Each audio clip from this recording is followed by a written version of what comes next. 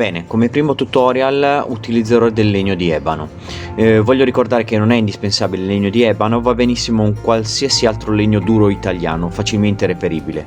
Questo è già stato spezzato per estrarne queste schegge naturali che noi andremo a modellare per creare il nostro paesaggio.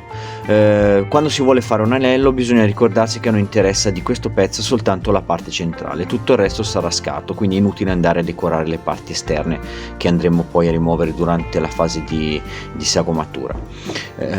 La stessa cosa dicasi per le punte troppo alte, bisogna ricordarsi che l'anello ha un'altezza e noi dovremo rimanere entro quell'altezza.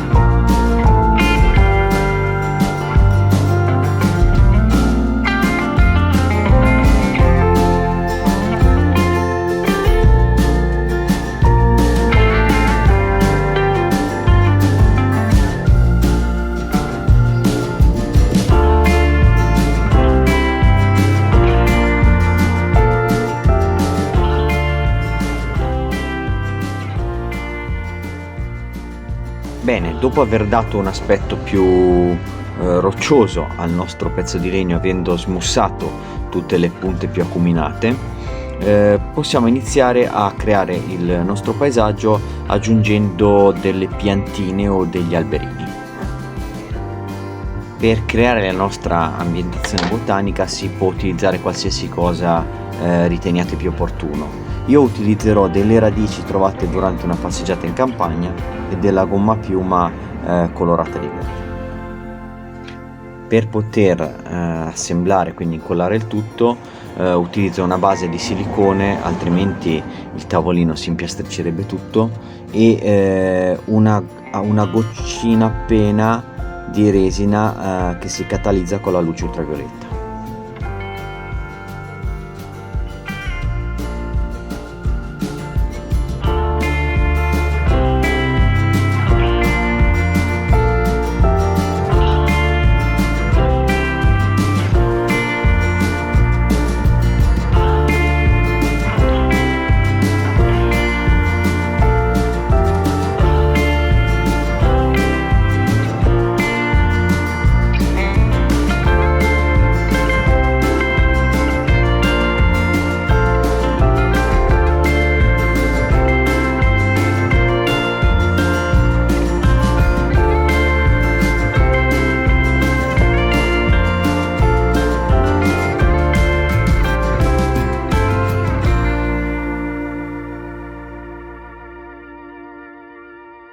Ok, i nostri alberini sono stati inseriti, adesso andremo ad arricchire tutto il paesaggio inserendo dei cespugli, quindi in proporzione agli alberi i cespugli saranno costituiti sempre da gomma a piuma ma polverizzata.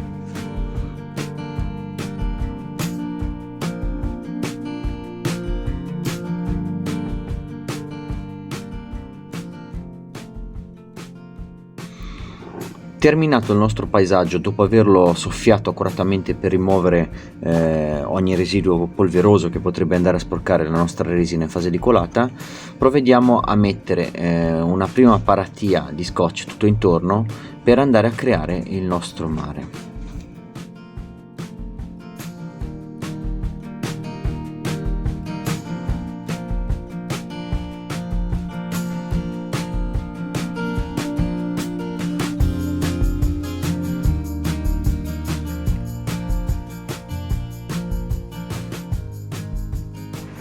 Creato il nostro mare con resina epossiddica e pigmento color blu, lo andiamo a versare all'interno della nostra paratia di scotch fino ad un livello esteticamente carino, per dare la parvenza di un mare che si incontra con la scogliera.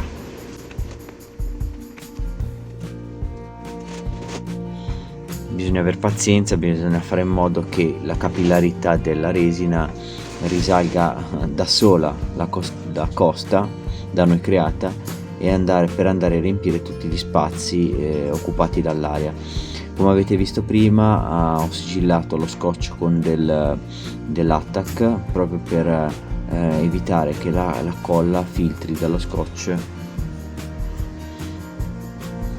in fase di capillarizzazione. Sono passate circa 24 ore da quando ho inserito il mare, che adesso si è indurito. Possiamo quindi procedere con un pennellino e del pigmento bianco a creare l'effetto di movimento sul pelo dell'acqua.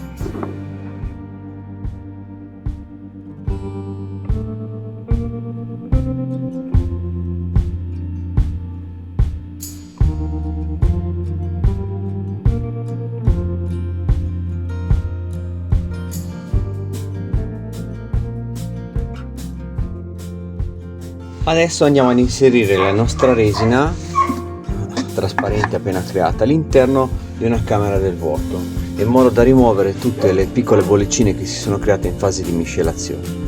Non abbiamo fatto questa cosa con l'acqua di mare in quanto nel mare le bolle ci possono stare.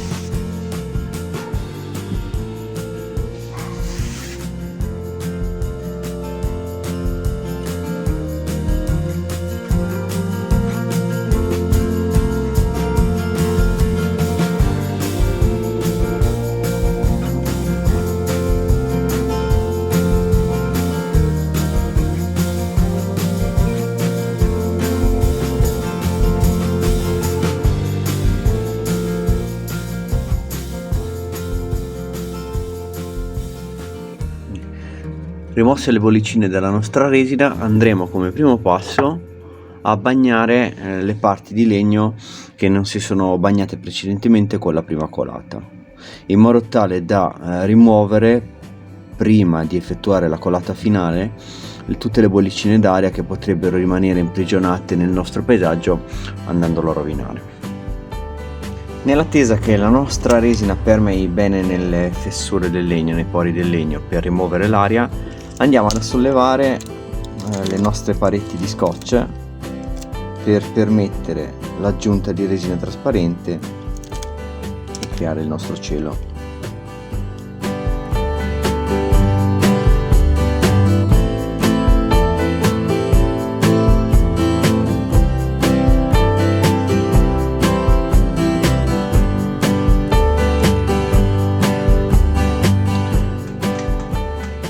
E colliamo la nostra resina, il nostro cielo all'interno del nostro paesaggio. Piano piano, facendo la colla passare da un lato soltanto, sempre per evitare di creare bollicine.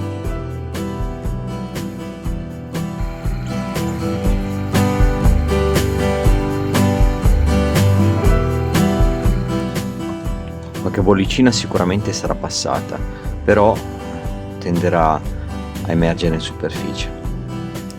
Le bollicine libere tenderanno, come detto, a venire in superficie, mentre ci sono delle bollicine che sono rimaste intrappolate nel nostro paesaggio tra i nostri alberini. Noi andremo con uno stuzzicadente adesso a liberarle.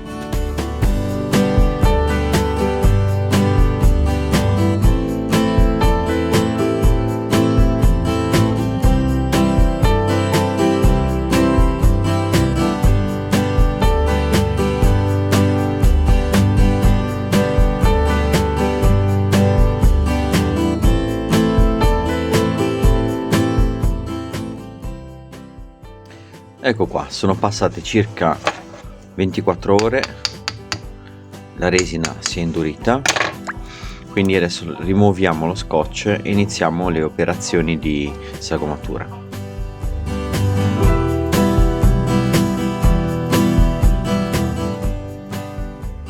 Per iniziare la sagomatura io ho a disposizione una sega nastro, ma non è indispensabile. Con un po' di fatica si può utilizzare anche semplicemente una sega manuale. La prima cosa che andrò a fare è rendere un parallelepipedo perfetto il nostro manufatto iniziale.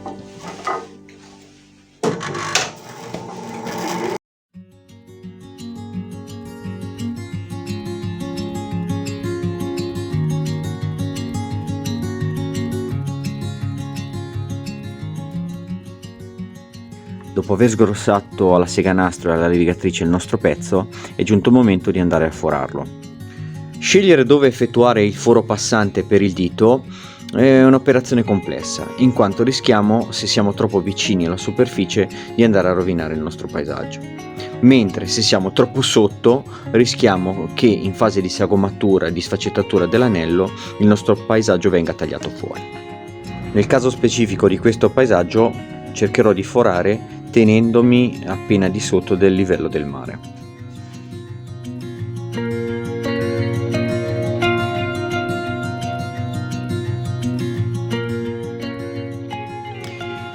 Dopo aver forato andiamo con la seganastro a rimuovere il grosso della parte circostante per poi successivamente iniziare la fase di sfaccettatura.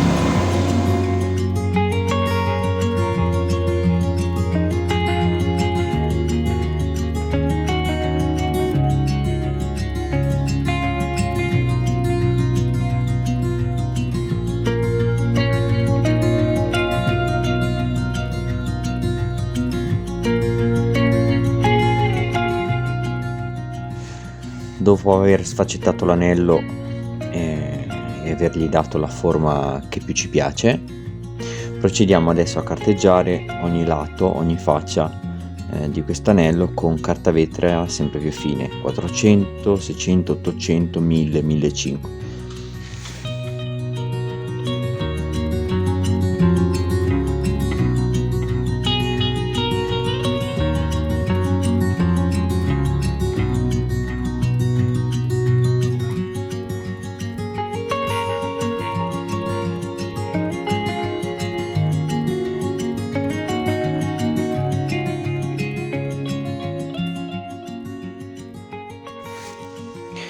Dopo aver rettificato ogni singola faccia fino ad arrivare alla carta 1500 grit, se si vuole stondare meglio la parte del retro dell'anello si può continuare a mano.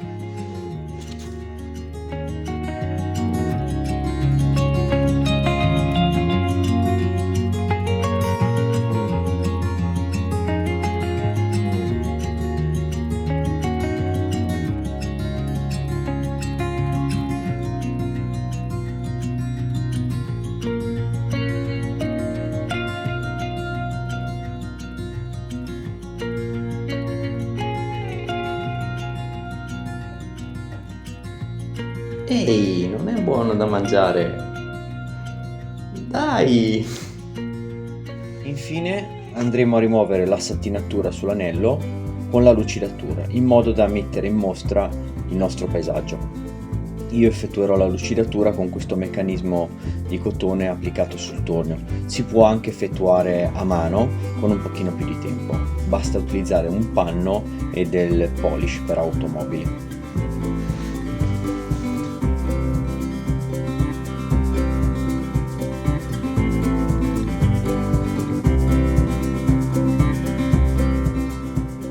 Terminata la lucidatura possiamo proteggere il nostro legno con qualche sostanza naturale per non irritare la pelle.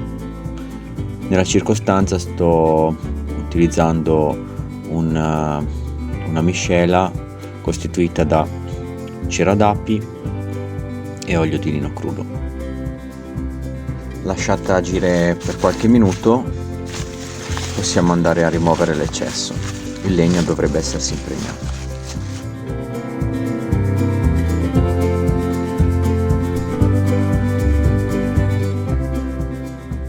Ed ecco qua il nostro anello con paesaggio costiero finito.